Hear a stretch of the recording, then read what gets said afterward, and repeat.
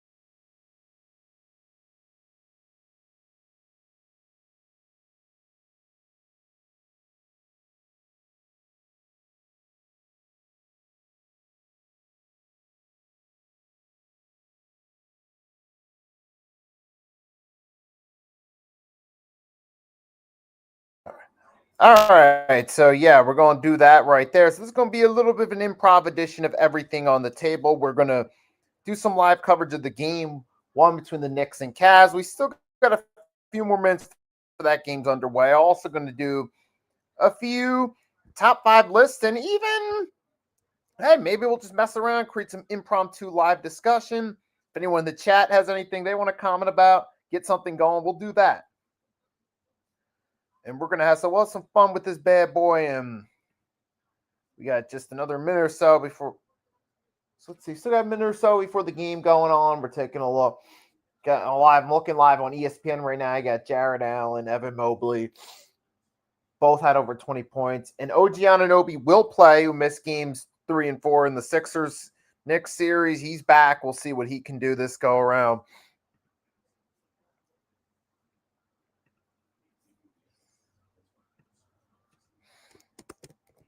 Let's see. This is going to be interesting here. Game one. Let's see what's up. I'm going to share this out real quickly, too, see what's up. Maybe we'll even take a look at the live history of – take a look at the history of the Knicks and Cavs in the playoffs prior to tonight's matchup. See how these two teams have matched up come playoff time before, head-to-head, have all that type of fun going down. And I'm not – the reason I call it Knicks versus Cavs live coverage is because I'm not going to go the whole game, but I will – I'll be live for a bit of the game. So maybe the first half, we'll see.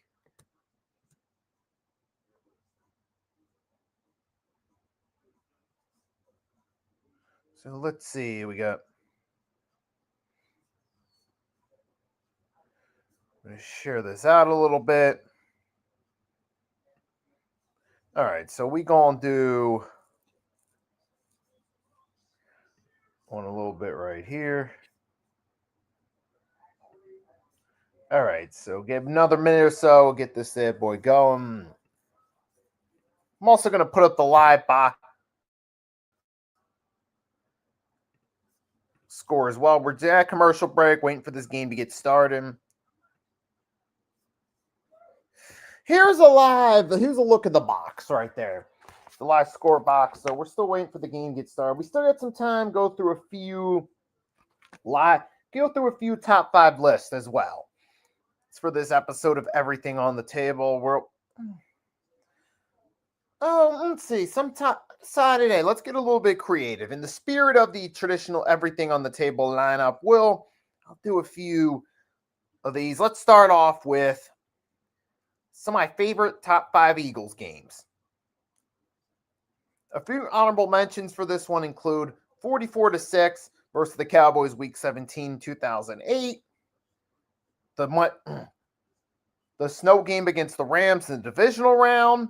Last season, you had the Atlanta Falcons game in the divisional round 2017-2018 season. The double doink, those are some honorable mentions. Now, my top 5 favorite Eagles games include the snow game versus the Detroit Lions, where LaShawn McCoy absolutely obliterated the Lions defense back in December of 2013. It made for such a fun visual, and it was an exciting game to watch. LaShawn McCoy push through the snow and destroy that Lions defense. There's that one there. Number 4, Miracle in the Meadowlands 2. The fourth quarter comeback down 31-10, capped off with the Deshaun Jackson kick return to the house in the final play of regulation. Number 3, 4th and 26, the infamous Freddie Mitchell reception, the field goal to tie it, then the infamous Ryan Dawkins pick on Brett Favre in OT, and the comeback against the Packers. Number 2, who happened just recently, Super Bowl 59, BTA on the Kansas City Chiefs for the Philadelphia Eagles to clinch their second Super Bowl win in franchise history. Then you can guess what my favorite Eagles game of all time is. Super Bowl 52, where the Philadelphia Eagles defeated the New England Patriots to win their very first Super Bowl in franchise history. Now, on the other hand, while the Philadelphia Eagles have had some great moments, the 76ers in the Embiid era have had some unfortunate misses. Unfortunately, so I decided to rank some of the top 5 biggest misses of the Embiid era, because the Sixers have had a lot of shortcomings in the Embiid era where it looked like they could have had the chance to contend, but they never did. It's always playoff shortcomings. It was a combination of disappointments in the playoffs and off-season disappointments and bad roster construction, so I decided to put together a top 5 Sixers' biggest misses of the Joel Embiid era. Starting with number 5, blowing a 3-2 lead over the Boston Celtics in 2023. Now, this one itself, losing the series itself, wasn't the biggest shocker in the world because Boston was the clear better team, and we knew Sixers with Doc Rivers as the coach, James Harden on the team, 2 big-time playoff underachievers. It's not really a surprise that the Sixers lost the series, but it's the fact that here we had an opportunity to actually go and actually win the series up 3-2. We had a shot in Game 6, but we just couldn't get it done. Then Game 7, the Sixers absolutely destroyed. They absolutely got destroyed in Game 7. Harden and Embiid were non-existent. Maxey and Tobias Harris played better. Number 4, the series against the Atlanta Hawks. It was a complete disaster. What is up, Daniel? What is up? Thanks for stopping by. That series was an absolute abomination there. As we got the player introductions going on for the Knicks game. Knicks and Cavs getting ready to start in a few minutes. With that one right there, you had 2 big blown leads. Game 7, Ben Simmons passes it up. Sixers won Game 6 to force a Game 7 based off the backs. Maxey getting more minutes, but then Doc Rivers didn't want to play Maxey in Game 7. That may have played a role as well as the 2 blown leads. And that's, of course, that was a huge embarrassment because we could have easily beaten the Hawks in that series. We win just one of those 2 games we blow the lead on. We at least reached the conference finals that first year with Doc Rivers there. I'm not saying we beat the Milwaukee Bucks, but we at least get there. Number 3, not re-signing Jimmy Butler in the summer of 2019. We don't get him back. We instead get Josh Richardson as a downgrade after putting up a hell of a fight against the Raptors the previous year, but we needed Jimmy Butler to come back. That was our big thing that summer of 2019. It didn't happen. Who else did we get? We got Al Horford to be a backup center to Embiid. Well, he didn't really fit in with Philly now, did he? But instead, we got Josh Richardson, kept Tobias and Ben Simmons. And Jimmy Butler infamously rubbed it in our face 3 years later in the playoffs with the Tobias Harris and Ben Simmons over me? Big mistake. The number 2 missed opportunity, the 2017 draft, when the Sixers traded up for Markelle Fultz. At the time, this was considered a slam dunk. I get it. They were trying to move up, get another piece, but they moved up and got the wrong piece. Instead of acquiring a Jason Tatum, who, oopsie daisy, went to the Celtics and won Finals MVP, we traded up for Markelle Fultz, who had a combination of injuries and could not live up to the pressure of being a star, and oopsie daisy, that didn't work. But then the number 1 missed opportunity is easily the Kawhi quadruple doink, because if that shot doesn't go in, Sixers win that series. And considering that the way the Raptors beat the Bucks and that the Warriors were less than 100% in that finals, Sixers could have easily beaten the Bucks in the Eastern Conference Finals and could have won it all that year with Jimmy Butler on the team. So that was easily the biggest missed opportunity. That was our best chance right there to win it, and just didn't happen. That's the biggest missed opportunity of the Embiid era. And we are, for those wondering, we're at the player introductions right now. The game's just about to start. I'll share the score box with you guys, and we'll keep along here. We'll talk about it. I'll share the score box for you live in just a minute once the tip-off starts and it's officially available on ESPN. So give me one more moment. So one more moment on that. The game's about to start. Another top 5 list I wanted to do before we get started. Top 5 true sports movies. Number 5, Miracle on Ice, starring Kurt Russell as Coach Herb Brooks, the 1980 U.S. men's Winter Olympics hockey team. Number 4, Coach Carter, starring Samuel L. Jackson, where he takes over a high school that was struggling both academically and on the court wise. Not only did Coach Carter want them to turn around as a team, he wanted them to turn around academically and apply themselves in the classroom. And this movie correlates the struggle that Coach Carter faced and the uphill battle he was fighting, but continued to fight because he wanted those students to know the importance of discipline both academically and on the court. Number 3 is 42, the true story of Jackie Robinson, about how he broke the color barrier as a member of the Brooklyn, now Los Angeles Dodgers for the MLB. Number 2 was Cinderella Man, starring Russell Crowe, who is historically known for period movies. He plays James J. Braddock, the 1920s washed-up boxer who hits the start of the Great Depression in Bergen, New Jersey. His family's broke. Everything's falling apart. He all of a sudden makes a comeback out of nowhere, motivated again. Right, has this surprise comeback, moves up the ranks heavyweight division, wins the title in the mid-1930s against Max Baer, solidifying his comeback.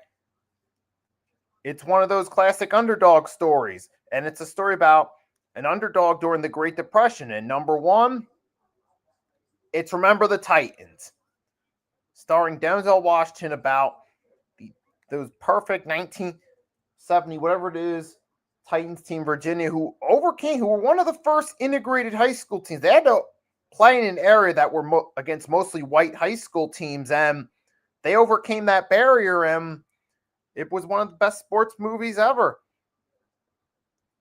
Those are my list right there. And now we got the start of the game. I'll share the score box with you guys.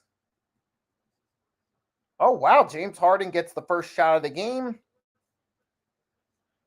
So here we go. Cat misses a 3. This is going to share the score box with you guys while I talk. We'll alternate between talking about the game, maybe talk about some other things that are going on here. And there's one thing that was going on in the sports world too. The New Orleans Pelicans hired Coach Jamal Mosley, who was fired by the Orlando Magic following the Game 7 exit.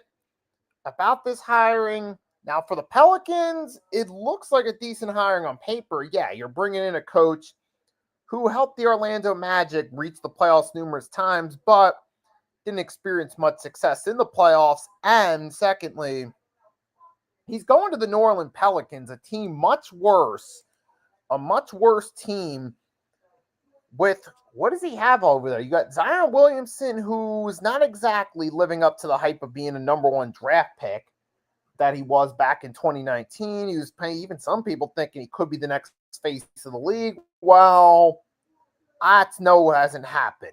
And while Zion's had his flashes of brilliance, he's proven he's not the guy you can rely on to lead the Pelicans as a number one guy. I do feel maybe Zion in a different situation as a number 2 or 3 guy could excel better, but not as the number one guy. So you're talking about a Pelicans team that's invested heavily in Zion Williamson contract-wise, but has been a dumpster fire. Now you're taking a coach who struggled to get past the first round with the Magic, going to the Pelicans, who don't even have a lottery pick this year. Yeah, good luck with that one. Good luck with that one, Pelicans. I mean, that's going to be a tough job for any coach with the Pelicans, no matter who it is. I mean, Jesus, you could put any coach. You could put Mike Brown, the current coach of the Knicks, there. He's going to struggle. It doesn't matter who you put.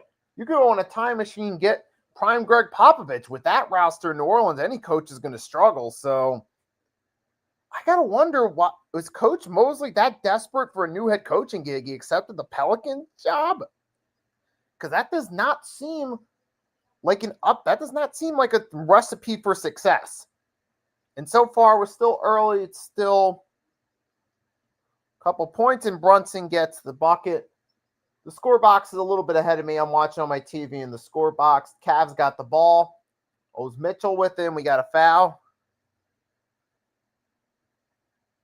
Oh, wait, it's a Donovan Mitchell turnover, so I'll try not to speak too much. But so far early in the first, we get the Cavs are up. Let's see. It's only 6-2. Still plenty of time left in this one here.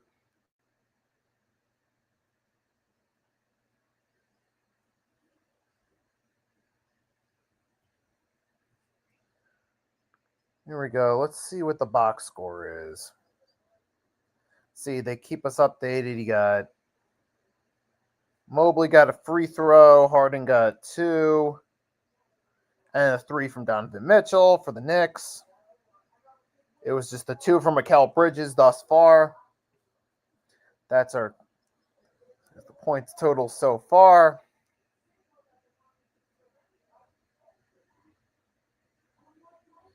And here we go. It's still early in this game. Knicks moving. OG's passing to Towns. Towns being guarded by Mitchell. Towns moving inside the paint. Towns spin move. Oh, almost at that bounce. Kept it past the Bridges. Bridges driving. Past the Hart. Hart going for 3.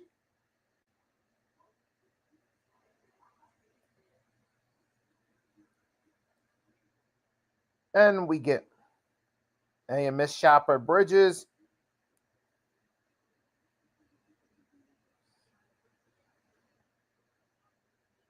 We got a missed field. See, let's see, where are we at? Well, let's go, man. I'm going to keep track. Let's see, I just saw Mitchell laying the 2. All right, how should I watch? I should probably just watch the TV because I'm getting the score box is a bit ahead of me.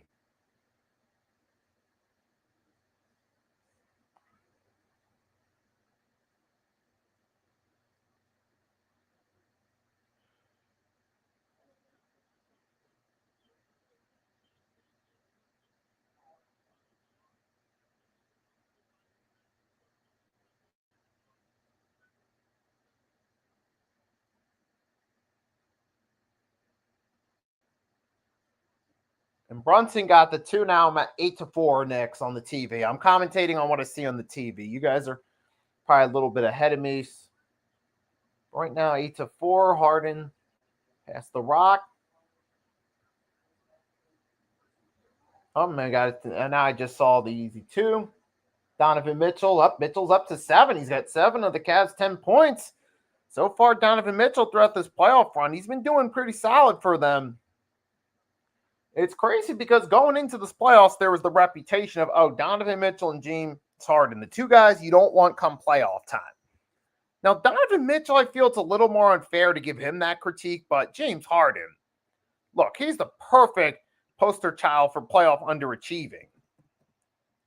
Because you think about it, Donovan Mitchell so far throughout his career, let's be fair, he's still relatively young, and this year he's actually played pretty good in the playoffs, so we got to cut him some slack too. I mean, because let's take a look at it. I'm trying to look at his playoffs career. Is what Utah's first time in the playoffs in 2018. They made it past the first round, made it to the second round. Mitchell was about averaging 24 points per game. Fair enough. 2000, he was averaging up 5 rebounds. All right, fair enough. Then here, 2020, they went 7 games opening round, but he ends up averaging up 36 points per game, 32 in 2021. When they made it to the second round, he was actually doing pretty solid over in Utah when they did make the playoffs. That final year there, yeah, not so great. I mean, granted, the Cavs the first time in 2020, but to be fair, Mitchell hasn't been atrocious. He actually was helping the Jazz in the playoffs. He didn't have the best supporting cast. Now, when you look at him with the Cavs, he has gotten them to the second round. So I think that's a bit ridiculous, but James Harden, perfectly valid come playoff time, is a guy who just has not produced at all. He's absolutely, yeah, James Harden's a major playoff underachiever. What is up, Mitch? What is up? Thanks for stopping by. Now, Harden, on the other hand, Harden's been absolute shit in the playoffs. We've had 2018, remember, Game 7 against the Warriors, an MIA.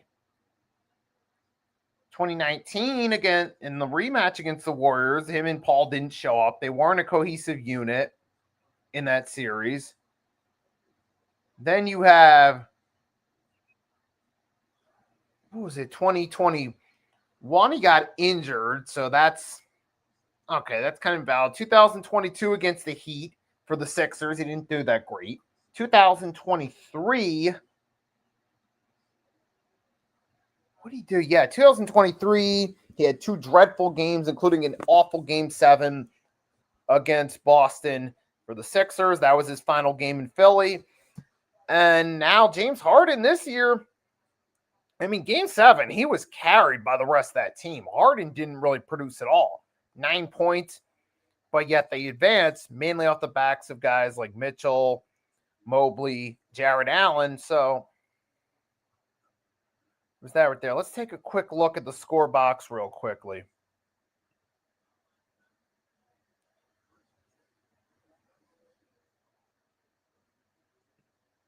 Let's see, 1 second. Score box while we're at a break. You got Mitchell has 7 points, Harden 2, Mobley a free throw. You got the 4 points, a field goal by Bridges, a field goal by Brunson thus far. We still got 6:42 left in the first, so there's still plenty of time.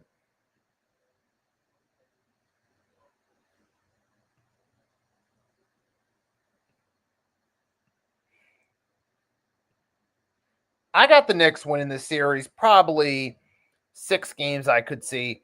I did say I could see the Cavs potentially coming out in game 1 with the Knicks being rested for about a week. Maybe they're a little rusty. Cavs are still in playing mode from playing a game 7 2 days ago.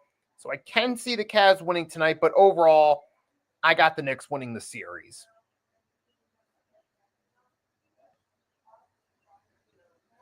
And for the record, though, I gave this a Cavs versus Knicks game 1 live coverage because I'm not going to go the full play-by-play for the whole game, but I'm going to go probably the first half, say, since this is an impromptu episode, because Agent had to work the Yankees game. So that's why I'm calling this that right there. Sam Merle's been really good off the bench. Yeah, especially game 7 against the Pistons, man. He was rolling. Yeah, did really good in that game 7. He played a key role in them when winning that one.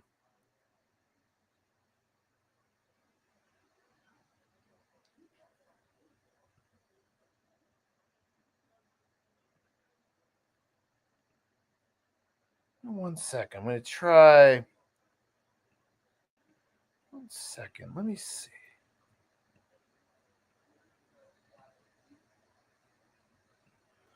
I'm going to try to add my face for this one. Let's see. All right, let's see. All right. All right, not too shabby. I thought the lighting might be a little bit darker, but that's a little bright. That's my laptop light. All right, we're back. Cavs got the ball. Strussen's corner three missed, rebounded by Hart, going the other way. Brunson carrying it, guarded by Harden.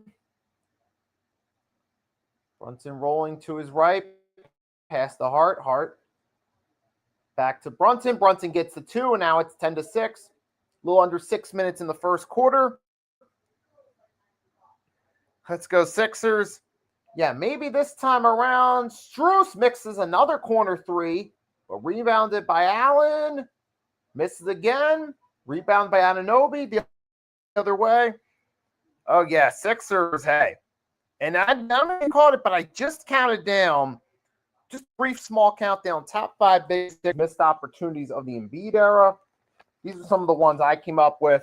It was, again, the 3-2 against Boston, the Hawks series, not getting Jimmy Butler back, Markelle Fultz, trade botch, and then the Kawhi quadruple doink, because that was clearly our best chance. But now, maybe this time around, Sixers was, we gotta do something different, especially the bench-wise. But that's going to be, it's going to be a long off season talking about the Sixers. I mean, at least for tonight, we got some good basketball going. We got a few intriguing series. That's nice. But and right now, there you go. Knicks have crawled right back into it. It's only down 2. And I got to say, random thought, shout out last night to Alex Caruso. He actually helped me out last night because I made an in-game bet. It was a small mini parlay bet. It was that Caruso would ball out and that the Spurs reach over 104. That one came to be true. Oh, and FYI, if you guys are looking to, any of you guys out there do sports betting, this might be a tip for a safe bet, potentially. Wait till it's an elimination game. Bet on James Harden to score under 10 points. All right, I'm kind of half playing, half serious on that one because you can know James Harden has a history of underachieving in those big games. But so far, though, hey, that's a non-factor. And we got Schroeder's in the game. That Schroeder comes in for the Cavs. Brunson's. We're at 13-8 on the TV. Brunson misses. Let me get a whistle. Let's see. Here, let me put up the play-by-play box for you guys so you guys can follow along with what's going on. We also got a few MLB score updates for the MLB fans. We got the Devil Rays beating the Orioles 2-1, top of the 7th. Middle of the 7th, Phillies are getting plummeted by the Cincinnati Reds 4-1. We're not automatically going to turn around right away, folks. End of the 7th, Cleveland's up 4-3 over the Tigers, and you got Nationals are beating the Mets 6-5. Bottom of the 3rd. Oh, now 7-5 make it. And then it's 3-0 Brewers over the Cubs. 2-0 Astros over the Twins. Rios must be happy about that. Agent, the game he's working at right now. End of the 4th, 3-3 Blue Jays and Yankees. And Red Sox are up over the Royals 2-1. Oh, wait, we also got Cardinals and Pirates. Cardinals up 2-0 at the end of the 3rd, and the Braves won earlier today against the Marlins 8-4. Just quick update on the MLB scores. If there's any MLB fans here, but let's scroll back down, take a look at the live play-by-play ESPN tracker of this game. Here we go. Let's see. All right, Harden's it's a 1-point game on the TV. Lobs up. Schroeder to Strus. Strus back to Schroeder. Schroeder 3, guarded by Brunson, off the mark. Rebounded by Mitchell Robinson. Pass over to Brunson. Here we go. Brunson goes for the 2 and got it. Knicks got the lead and a timeout.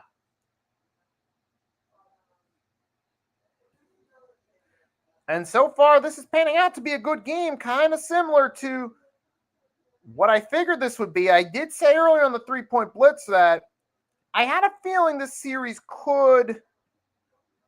I could potentially see this going 7 games.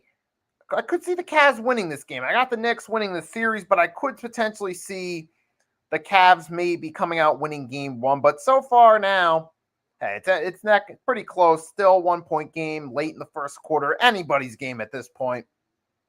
And we are at commercial break, if anyone's wondering.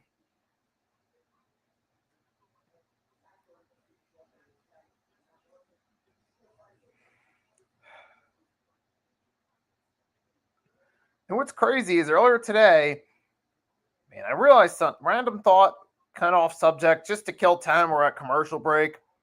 Raiders got an uphill battle this season. You're wondering where that thought came from. Well, earlier today, ran into an old friend who's a Raiders fan. And brief conversation, subject to sports, came up. And I told him directly, like, hey, good luck to the Raiders. It's going to be a few years. You got an uphill battle and a full-blown rebuild. You got a tough schedule. You're in a tough division. Raiders going to have to deal with the Chargers, the Broncos, and Kansas City with now their new star player, Kenneth Walker. That's going to be tough for a team that was worst in the NFL last season going for a full-blown rebuild. And that's a lot of pressure on Fernando Mendoza for his rookie season to go out there with this team. Honestly, I'm not expecting Fernando Mendoza to have a great rookie season. I'm not expecting it.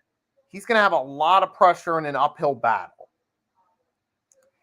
It's going to be a growing pains year 1 for him. The Raiders have one of the harder schedules fresh off a bad season. But even the guy I'm talking to is realistic about it, and he knows too. Like, he's realistic about saying, okay, it'll probably be a few years. Which that's what I respect about it. He's at least realistic about his team and the odds are for the future. But just a random thought I'm getting off my chest while we're waiting on a commercial break still for this. I'm just killing time right now.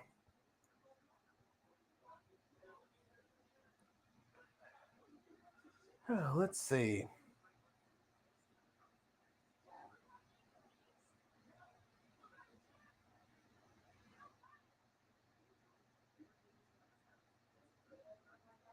All right. No, just some silly. These commercials are so silly. We see the same ones over and over again. I'm not really a fan of commercials. So. I'm just killing time, folks.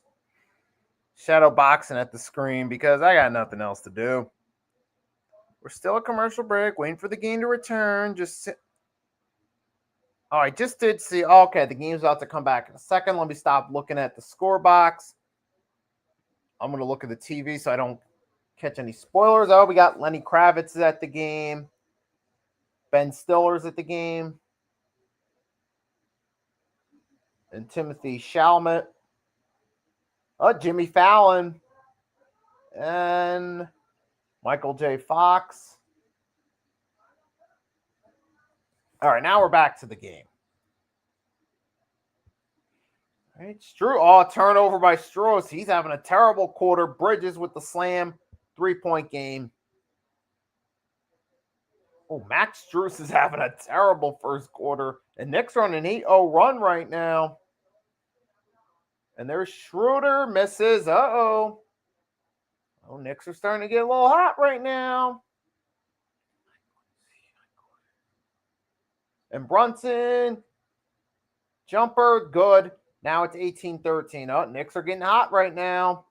Brunson's up to 10. Knicks increased their lead to 5. We got 3 minutes left in the first quarter. Oh, this is not looking good for the Cavs. And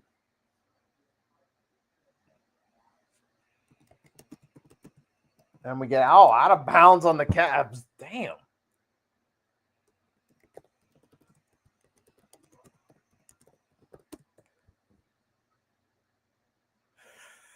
Let's see. All right.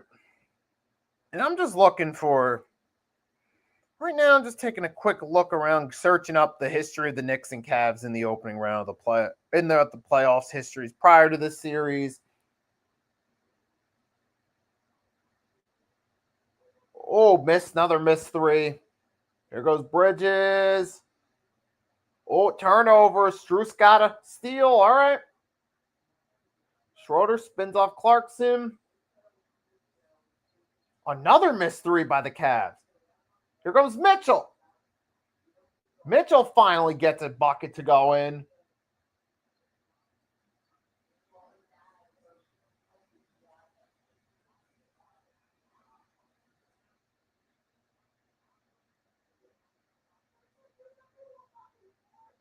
Let's see. All right. No, they didn't count the bucket, so it's still 20-13.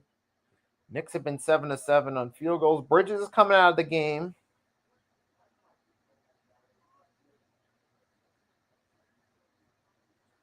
Oh man, another steal. Clarkson driving him. A corner three, miss. Rebound by Mitchell to Hart. Clarkson.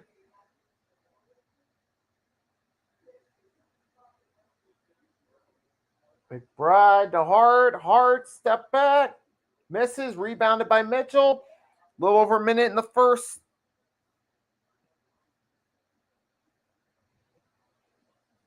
Here we go.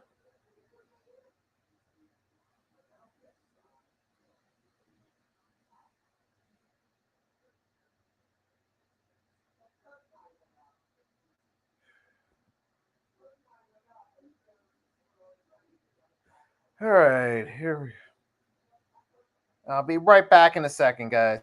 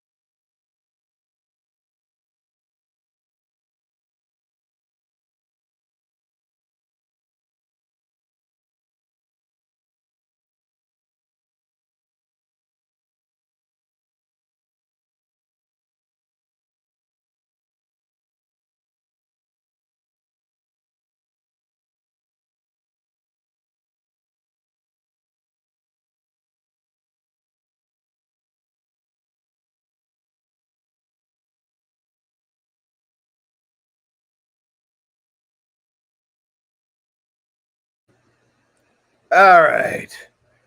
Back. All right, so we're at the end of the first quarter. Real quickly, go through some quick little trip down memory lane with the overall with the history of the Knicks and Cavs in the playoffs. 1978 first round, number 5 seed Knicks defeat the Cavs 2-0 in a best of 3 series. This was 1978, remember. 1995, 3 seed beat the Cavs. Knicks beat the Cavs 3-1. This was best of 5 in the open round. They didn't switch to best of 7 until 2003. The following year, Knicks swept the Cavs in the opening round. And then 2023 first round, Knicks defeated the Cavs in 5. And now, here we are tonight, 2026.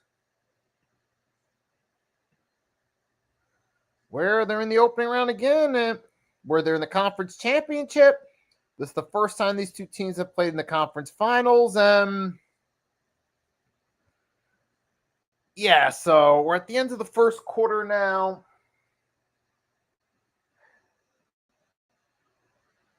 And this is our usual wrap-up time for everything on the table. Agent had to work the game, but we'll take a look at the score box real quickly to see how the players played out in the first quarter. The reason I called this live game 1 coverage is because I wasn't going to do the full game, but I figured, hey, got in a quarter. It was nice. It did help the view count a little bit, so I think, hey, it was worth a shot. Let's take a look at the box score real quick. So the box score through 1 quarter. I might come back to a YouTube short maybe later tonight, early tomorrow morning about the game as a whole, since I already did some live coverage as a follow-through on that. So let's see. First quarter, it was Mitchell leading the way 7, 2 for Harden, 1 for Mobley. Schroeder had 3. Sam Merle had 3, both off the bench. For the Knicks in the first, Brunson led the way scoring 10, 6 for Bridges, 2 for Hart off the bench. You had a Clarkson with the 3, Mitchell Robinson with the 2. And that's where the scoring stands at the end of the first quarter. So, yeah, that's for another episode of Everything on the Table with Nikki Stees down. Hopefully, Agent Warrior X will be back next week for episode 15. I can finally play our new intro as part of the rebranding. We did have and for those of you that didn't get the chance to see it yet, you can check out the replay of episode 59 of the 3-Point Blitz from earlier today on my channel.